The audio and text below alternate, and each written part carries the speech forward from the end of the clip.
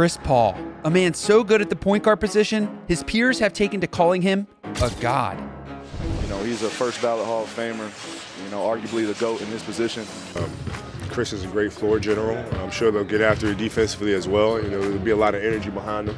You know, Chris is vastly entertaining. I'm honored to be compared and our names are mentioned in the same breath. You honored, I am. The best pure point guard in the NBA, the point guard himself, still CP3. And yet, even with his talents described as divine, somehow Chris Paul wound up with one of the most controversial legacies of any modern-day superstar. 10 straight, the lead back up to 9. Oh, Chris Paul goes down hard on his back. Why don't guys like him? People think he's a politician. You know, people don't trust politicians. Does things within the locker room that some teammates question. Dealing with management and coaches, people deem it as sneaky. He does, you know, Chris, he does slick shit. Like, you know, people don't know that's a little dirty motherfucker, man. Chris know that too, man. Tells Chris Paul, mind your business. Get out my way. Upper body strength. 5th all-time in steals, 3rd all-time in assists, and yet we still wonder, how good was prime Chris Paul actually?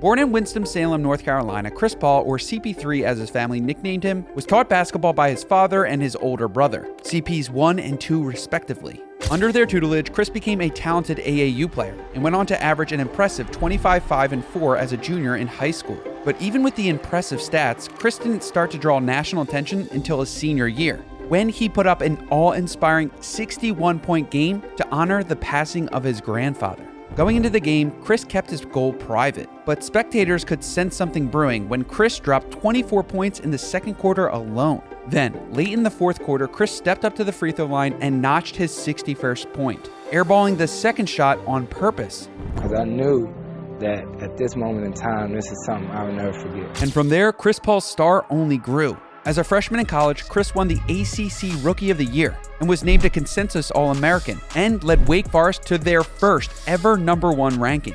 Then, having mastered college basketball after just 1 year, with the 4th pick in the 2004 NBA draft, the New Orleans Hornets select Chris Paul from Wake Forest University. Rookie Chris Paul took the NBA by storm, showcasing a knack for distributing, shooting, and ball handling right out of the gate. In 2005, Chris outplayed his draft class so badly that not only did he win Rookie of the Year, but he ended the season leading all rookies in points, assists, steals, and double-doubles.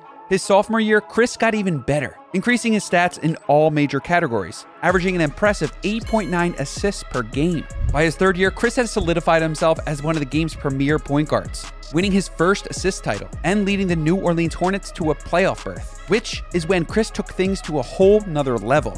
In his very first playoff game, Chris dropped a career-high 35 points, upsetting the Dallas Mavericks in a miraculous 104-92-point victory.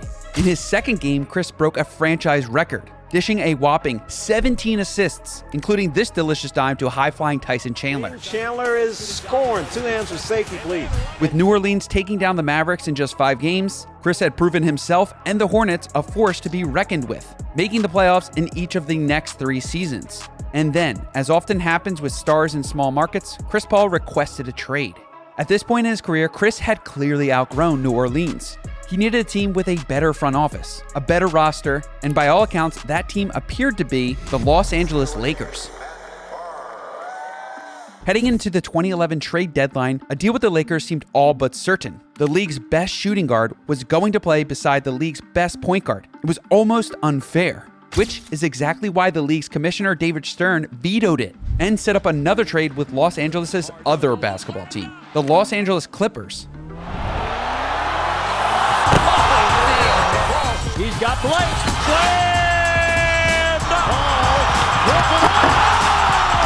Nicknamed Lob City after their proclivity for high-flying alley-oops, the 2011 Clippers were the hottest team in the NBA. And with a bevy of new weapons to dish to, Chris Paul assist numbers skyrocketed. For 4 years straight, Chris led the league in assisted field goal percentage, dishing on a staggering 48.9% of the Clippers' field goals over that course of time. And the Clippers didn't just benefit from Chris's offense, but his defense too. As a Clipper, Chris led the league in steals for 4 years as well. And so, once again, Chris had taken a less than storied NBA franchise and led them back to the playoffs. Or well, at least the second round of the playoffs, that is. For 7 straight painful seasons, Clippers fans watched their dominant regular season team turn into a pumpkin in or before reaching the second round.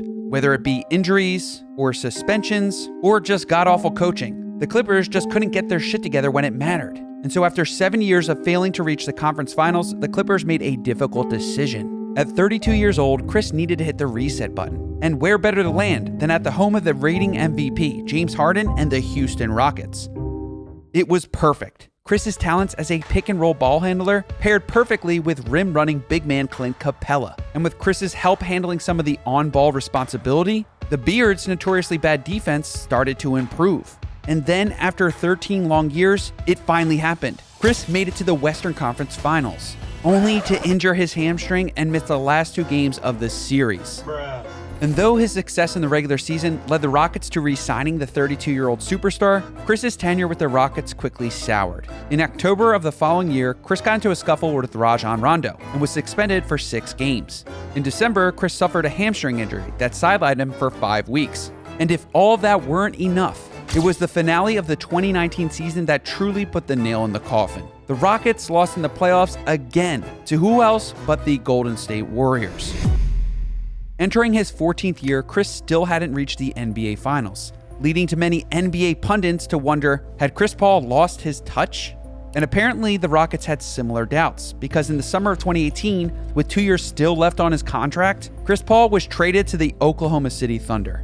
With his stock at an all-time low, veteran Chris Paul found himself stuck on a rebuilding OKC team. But if the critics thought Chris Paul was just going to roll over and fade into irrelevance, they had another thing coming. Chris took the OKC's hodgepodge roster and turned them into a well-oiled machine. OKC needed a leader on and off the court, and Chris fit that bill perfectly, notably taking 20-year-old guard Shai Gilgeous-Alexander under his wing. Yeah, it was big. A guy like Chris, guy you grew up watching, giving you words of advice and kind of build your confidence a little bit.